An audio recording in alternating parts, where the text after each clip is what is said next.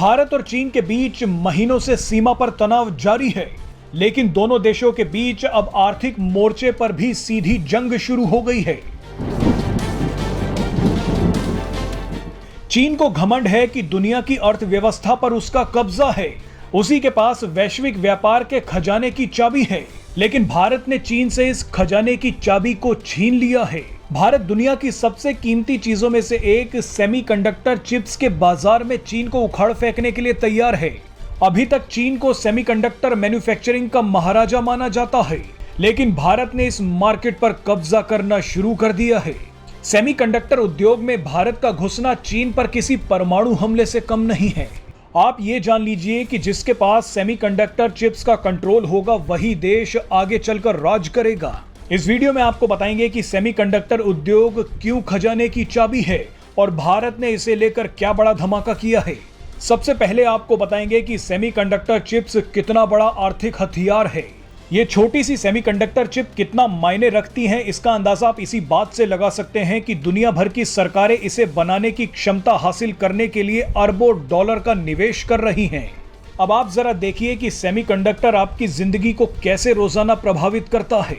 Semiconductor chips का इस्तेमाल smartphone, fridge, TV, oven और वॉशिंग मशीन में होता है। Satellite system, wireless communication system और सोलर एनर्जी प्लांट्स में भी इसका इस्तेमाल होता है। इसके अलावा ऑटोमोबाइल क्षेत्र में इलेक्ट्रिक और ऑटोनोमस गाड़ियों के इंजन, सेफ्टी सिस्टम और सेंसर्स में भी ये चिप्स लगाई जाती हैं। मेडिकल क्षेत्र की बात कर ले तो डायग्नोस्टिक सिस्टम, मेडिकल इम्प्लांट्स और चिकित्सा से जुड़ी सभी जरूरी मशीनों में इसका इस्तेमाल होता है। और सबसे जरूरी डिजिटल दुनिया का भविष्य कहे जाने वाली आर्टिफिशियल इंटेलिजेंस में भी इसका इस्तेमाल होता है। अब आप अंदाजा लगा सकते हैं कि सेमीकंडक्टर चिप्स के बिना दुनिया चल ही नहीं पाएगी। लेकिन अब भारत ने सेमीकंडक्टर चिप्स के उद्योग में बड़ी जीत हासिल कर ली है। अमेरिका, जापान और ताइवान की कंपनियां भारत का रुख कर रही हैं। इन देशों की कंपनियां भारत में अपने प्लांट्स और टेक्नोलॉजी लेकर पहुंच रही हैं। ताइवान की कंपनी का भारत आना तो चीन को पूरी तरह से बर्बाद कर देगा।